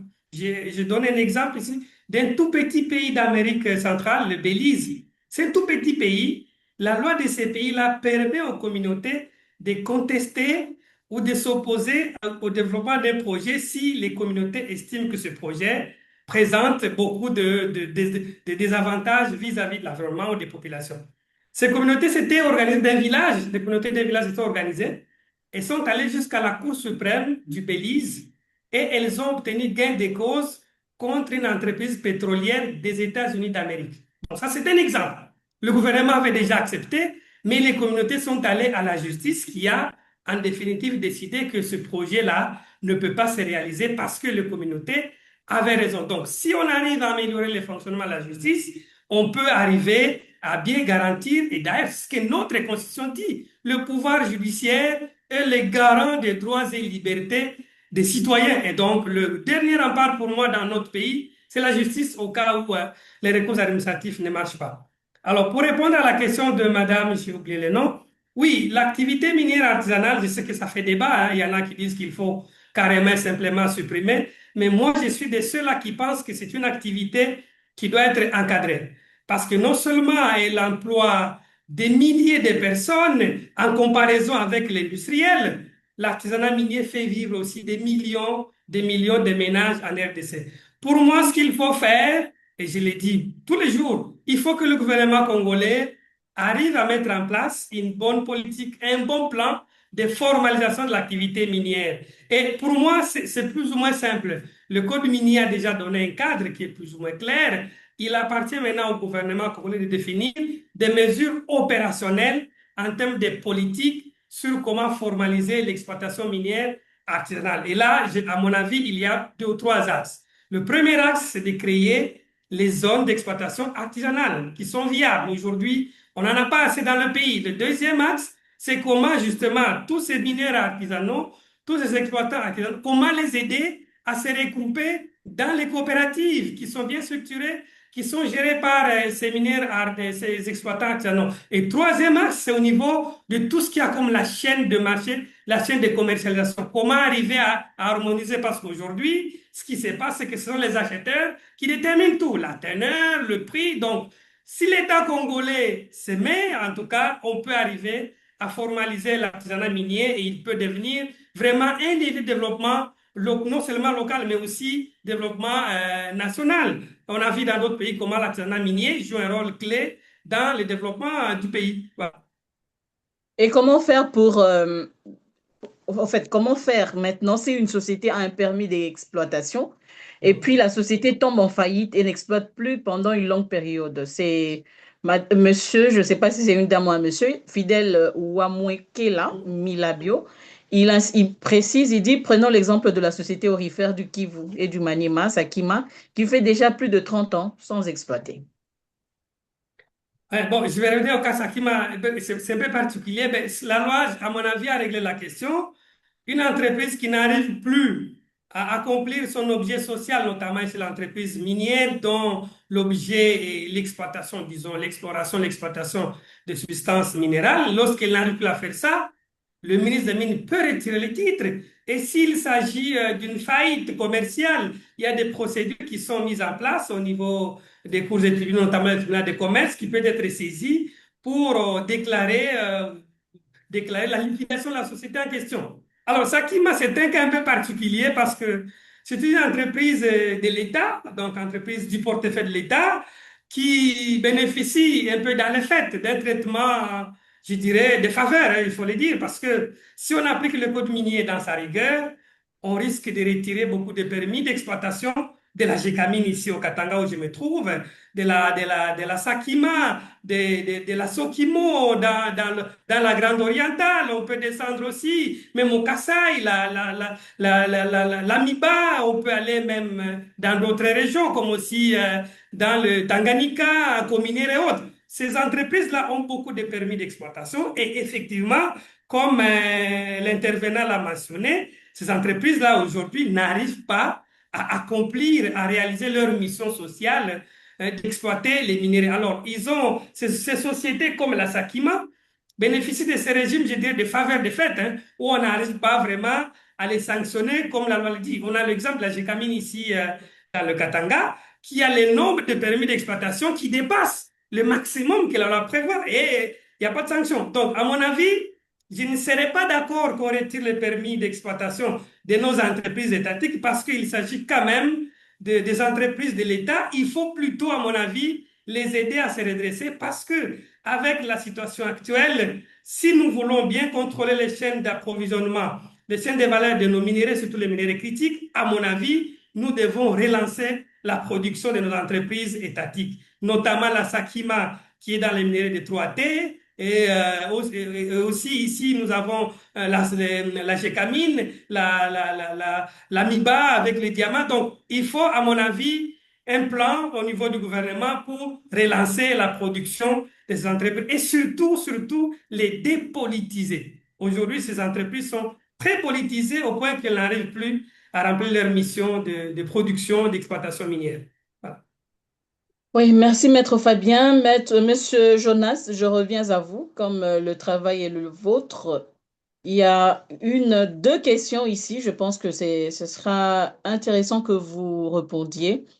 La première vient de Katembo Maliko. Il dit, pourquoi de tels chevauchements? Est-ce à cause de manque de technicité dans la prise des coordonnées géographiques lors de la cartographie de la lors de la délimitation? Ici, c'est compliqué un peu, sûrement de la zone lors de la délimitation. Et puis, une autre question, c'est celle de Monsieur Pascal Chiroy-Luiroy. Il dit, quels sont les facteurs que vous avez identifiés comme blocage à la mise en place d'une coordination fonctionnelle entre les services de l'État, mais aussi avec les autres parties prenantes intervenant dans les deux secteurs donc miniers et forestiers. Comment amener l'État congolais à prendre conscience du manque à gagner qui découle de ce manque de coordination? Voilà, je n'ai pas écrit ces questions-là. J'espère que quand je vais finir de répondre à la première, vous pourriez me rappeler la D'accord, seconde. OK. D'accord. Alors, c'est que, comme je l'ai dit, ça c'était un point de vue personnel. Il les faut sciemment. Les gros dégatographes qui sont dans les ONG, qui sont au niveau du cadastre minier et au niveau du service provincial de l'environnement, ils s'y connaissent. Ils s'y connaissent vraiment. Seulement, là où se situe le problème, je crois qu'ils privilégient l'argent que, que le travail qui est demandé. Ça, c'est mon point de vue, parce que moi, je ne suis qu'un journaliste, mais je les avais directement détectés d'un seul coup d'œil, parce que quand vous essayez de les échelonner dans un logiciel QGIS, directement, vous vous rendez compte que ici, il y a chevauchement, ici, il y a... donc, ce sont ces gens-là qu'il les faut avec légèreté et je crois qu'ils doivent être responsables pour rendre le travail comme il le faut. Peut-être qu'ils ont peur de les projets, peut-être qu'ils ont peur de cet argent-là, mais il le faut en tout cas sciemment. Ça, c'est ma conclusion personnelle après avoir réalisé ces analyses-là. Ouais. La deuxième question, c'était... Quels sont les facteurs que vous avez identifiés comme blocage à la mise en place d'une coordination fonctionnelle entre les services de l'État, mais aussi avec les autres parties prenantes intervenant dans les deux secteurs, donc minier et forestier? Comment amener l'État congolais à prendre conscience du manque à gagner qui découle de ce manque de coordination? Voilà. Dans les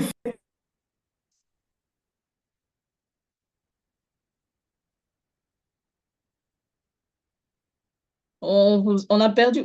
Apparemment, votre micro est coupé. Vérifiez un peu. Oui, je l'ai coupé par maladresse, je m'en excuse. Alors, je disais que ces services-là, normalement, on se rend compte. Je vais citer le cas des ONG. Les ONG avec les services professionnels de l'environnement, ils coordonnent. Ils coordonnent. Mais est-ce que ils se disent le vrai résultat de ce qu'ils ont trouvé? Je ne crois pas. Je crois qu'il le faut avec complaisance, à telle enseigne que pour eux, il faut des résultats, peu importe le prix. Donc, le manque à gagner, c'est que on devient à face d'un État qui recourt à ces services attitrés, mais ces services-là qui ne font pas très bien leur travail.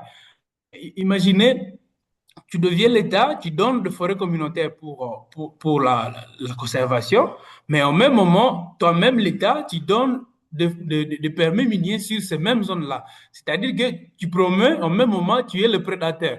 Donc, c'est l'État qui devient peu sérieux avec lui-même. Ça, c'est ce que je peux donner comme conclusion après avoir en tout cas analysé tous ces aspects-là et après avoir posé des questions par-ci, par-là, autour des gens là qui sont de parties prenantes.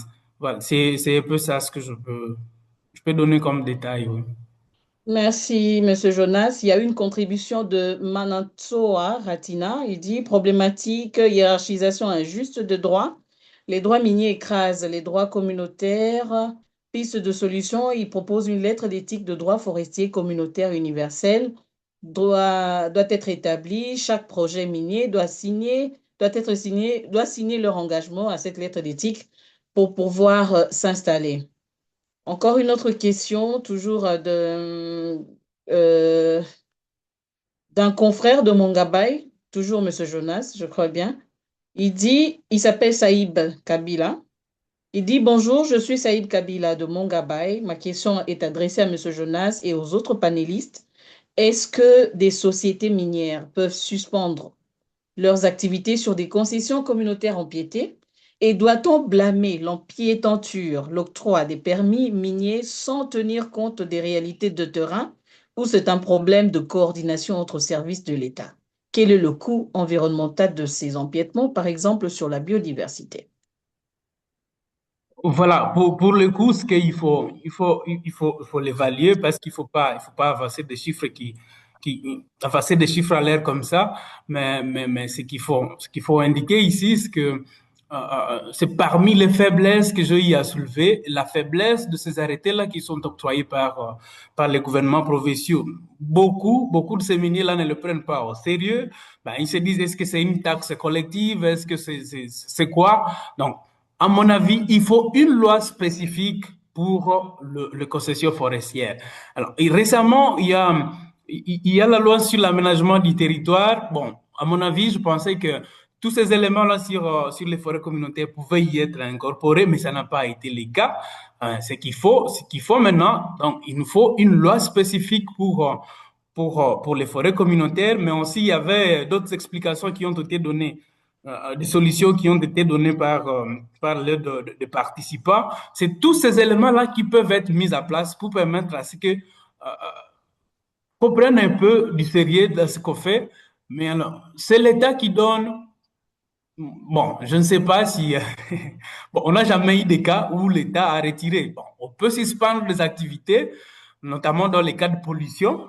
On suspend temporairement des activités, mais jamais nous n'avons vu où est-ce qu'on a retiré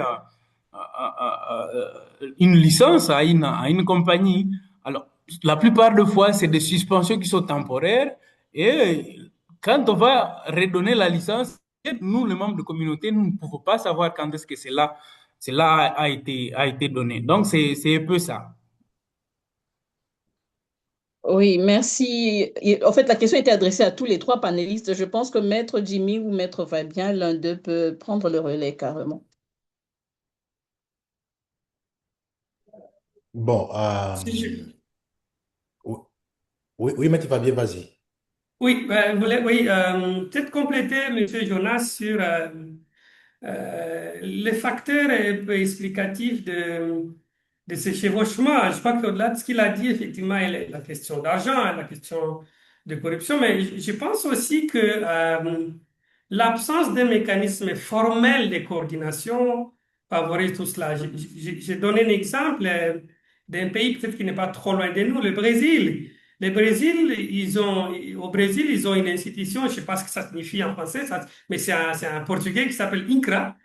Donc, cette institution-là a pour mission de regarder, d'évaluer toutes les questions qui touchent à la terre. Donc, vous venez, vous voulez avoir un permis d'exploitation pour les mines, INCRA essaie de vérifier si la concession, comme disait tout à l'heure Jonas, si la concession est occupée, s'il y a des droits forestiers, et INCRA vous dit à l'avance que, voilà, à ce niveau-là, c'est la réforme agraire, il y a tel événement. Donc, au Congo, on n'a pas ça. Peut-être que, à mon avis, si on avait au moins une institution formelle pour dire cadastre minier, cadastre foncier, cadastre forestier, même s'il n'est pas encore opérationnel, tous les autres là, donc tout ce qui touche à la terre, à mon avis, devrait avoir un endroit, un espace de dialogue et surtout, j'ajoute, l'échange d'informations et de données. Aujourd'hui, si vous allez au cadastre minier, ils ont leur carte de retombe.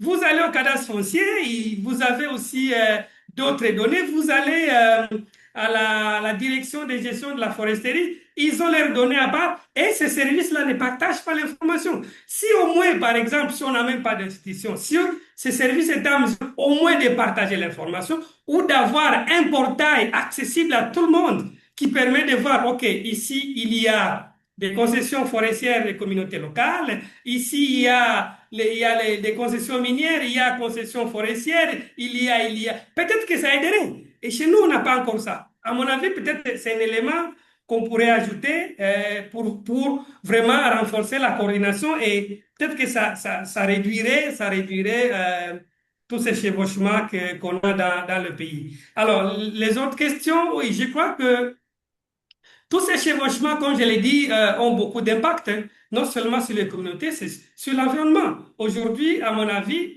j'ai comme l'impression que nous sommes un peu dans un cercle vicieux. Qu'est-ce que je veux dire par là? Nous sommes en train de rechercher les minéraux pour la transition énergétique, donc pour lutter contre le changement climatique. En même temps, en cherchant ces minéraux de manière désordonnée, en ne respectant pas l'environnement, nous sommes en train de détruire l'environnement. Nous sommes encore de détruire, de contribuer au changement climatique. Et donc, on a tout intérêt à pouvoir harmoniser, de nous dire, voilà, ici on fait l'exploitation minière, voilà comment elle doit se dérouler. On a des lois, on a des règlements qui doivent être mis en œuvre. Ici, c'est la forêt communautaire qui a été attribuée aux communautés pour l'exploitation de XY ressources. On doit arriver à respecter ça, de sorte qu'on arrive à être dans l'équilibre en même temps qu'on cherche les minéraux stratégiques pour la lutte contre le changement climatique. Il faut protéger l'environnement qui encadre, voilà, tous ces minéraux-là. Voilà ce que je peux donner comme élément de complément aux réponses que M. Jonas a données tout à l'heure, les réponses pertinentes par ailleurs. Merci. Merci, Maître Jimmy. Vous avez quelque chose à ajouter? Non, oui, oui, juste, bon, c'est une réflexion. En soi, En soi, le simple fait de dire que ici c'est une concession forestière, ici c'est les mines, jusque-là d'abord pour moi, il n'y a pas de problème. Parce que évidemment, la forêt grandit sur le sol, donc il y a le droit forestier, le sol, le droit foncier, et puis en dessous, il y a le droit minier. Pour ça, il n'y a pas de problème. Si le pays peut faire l'inventaire de ses forêts, l'inventaire de ses minéraux, ce n'est pas encore un problème. Aujourd'hui, un pays comme Angleterre, ce n'est pas un pays minier, mais ils ont plein de ressources minières sur leur sol. Ils savent très bien leur sous-sol, de quoi il est composé, mais seulement ils ont décidé de ne pas exploiter. Et c'est la même chose aujourd'hui. En tout cas, le cadastre minier peut dire, OK, je vais faire l'inventaire des minéraux que j'ai au Congo. Il y en a par-ci, par-ici, par-là. Et connaître cela, ce n'est pas pour un problème. Aujourd'hui, en fait, le ministère de l'Environnement peut dire, OK, je fais l'inventaire de mes forêts, quels sont les types de forêts que j'ai, quels sont les produits, tout ça. Il n'y a pas de problème. Le problème arrive lorsqu'on décide l'usage de ces forêts-là, l'usage de ces mines-là. Lorsqu'on décide maintenant d'exploiter, c'est là, comme je l'ai dit euh, c'est que est-ce qu'on doit exploiter la forêt, on doit exploiter les mines sur une forêt de communauté locale, ou bien on doit garder les forêts de communauté locale vu leur valeur. C'est à ce niveau-là qu'il y a un problème. Ce n'est pas même la faute des géomètres, comment dire, ou des cartographes, forcément, je pense, parce que chaque État est appelé à connaître ce qu'il a chez lui. Mais le vrai problème, c'est lorsqu'on décide de l'usage de cela, de son exploitation, comment on l'exploite et pourquoi on veut l'exploiter. Et c'est là où il y a un problème. Et c'est comme ça que, par exemple, ceux qui sont là au Kivu aujourd'hui, on parle des coltans partout. On sait qu'il y a les coltas partout aujourd'hui. Nord Kivu, tout ça, voilà, la guerre de 1-23, c'est lié, et puis aussi à ces coltas-là, tout ça. On sait qu'il y en a. Mais est-ce qu'il faut vraiment qu'on prenne une décision de les exploiter? Ou bien on les garde, on fait une exploitation autre. Je suis dans le parc de Virunga, dans le Nord Kivu. On trouve qu'il y a des minéraux riches dans le parc de Virunga. Mais en même temps, le parc de Virunga lui-même constitue un site touristique avec potentialité de produire autant d'argent à l'État. Alors maintenant, il faut voir, est-ce qu'il faut garder le parc comme tel, parce que c'est une forêt classée, faut-il les garder comme tel, ou bien faut-il les désaffecter pour exploiter l'or ou le pétrole? Et dans les cas où nous exploitons, qu'est-ce que nous allons gagner, qu'est-ce que nous allons perdre? C'est ça, c'est à ce niveau-là que le problème devait se jouer. Mais la cartographie en soi, connaître les ressources, tout ça, ce n'est pas encore un problème. Ça, c'est ce que je voulais peut-être ajouter à ce niveau-là. Voilà. Merci, Maître Jimmy. Je pense que Dismas Biringanine de l'ONG Aprodea a reçu sa réponse à travers votre intervention parce qu'il a posé la même question, mais c'était pour le parc national de Kaouzi-Biega. Alors, il y a Monsieur Mouchipai, André Toumba Mouchipai, qui a donné aussi sa contribution. Il dit, si le processus de demande des concessions forestières est bien mené, la question de chevauchement peut être évitée. Le processus exige d'abord le travail de cartographie participative avant celle numérique, pendant laquelle on identifie les différents usages et droits. À ce niveau, on peut déjà déterminer les droits miniers et éviter qu'ils empiètent sur la CFCL. Alors, petit à petit, nous tendons vers la fin de notre webinaire. Il y a une autre question qui vient de Germain Olela. Il dit, il ne sera pas juste et même pertinent de décentraliser ce pouvoir d'octroi de concession à la communauté locale et elle-même dans son organisation? Voilà, je ne sais pas si la question est comprise ou je dois reprendre, mais en tout cas, elle est adressée à tous les panélistes, à tous les trois. Je peux essayer de répondre. Oui, Oui, oui, je vous pense, pouvez y aller. à mon avis, le modèle actuel, il est plus ou moins décentralisé parce que c'est le gouverneur de province qui attribue, qui signe l'arrêté d'attribution d'une concession forestière de communauté locale. Et là-dedans, vous avez plusieurs intervenants, l'administration locale, l'autorité locale, comme la contribution qui vient d'être faite. Il y a des travaux de consultation des communautés, des cartographies des sites qui impliquent les communautés. À mon avis, est-ce que ce système ne marche pas? Moi, je pense que c'est bon parce que c'est pas quand même le ministre national de l'environnement qui attribue la concession foncière des communautés, par concession forestière des communautés, c'est le gouverneur de province. Il les fait sur base des enquêtes, des études réalisées par l'administration locale avec l'implication des populations, des autorités locales. Le problème qui se pose, c'est au niveau du respect des procédures, comme c'est André, je pense, qui vient de le dire. Est-ce qu'on respecte cette procédure d'attribution, en respectant tout ce qu'il y a comme exigence à le faire? À mon avis, je pense que le modèle actuel, en tout cas, je le trouve pas mal. On peut peut-être améliorer, surtout sur le respect des étapes et des procédures d'attribution d'une concession forestière des communautés locales. Merci beaucoup, Maître Fabien. J'espère aussi que Mwanga Civitia a eu sa réponse parce qu'elle aussi, sa préoccupation, c'était de savoir si un arrêté portant attribution d'une CFCL à une communauté en RDC donne directement le droit de propriété foncière à une communauté. Donc, je pense que la réponse Non, est réussie. malheureusement. Et c'est ça la difficulté qu'on a. Donc,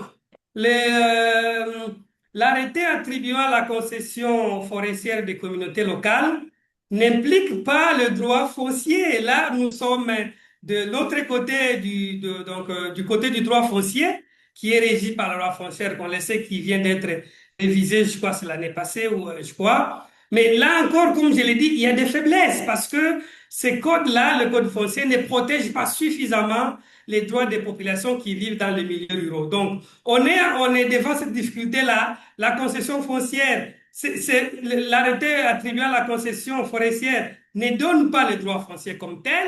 Et de l'autre côté, les droits qui devraient protéger de manière suffisante les communautés face aux droits fonciers ne le fait pas très bien. Malheureusement, c'est pas le cas. Et c'est ça, dans la pratique, les entreprises minières disent que, mais écoute, l'arrêté en question, ce n'est même pas vraiment un droit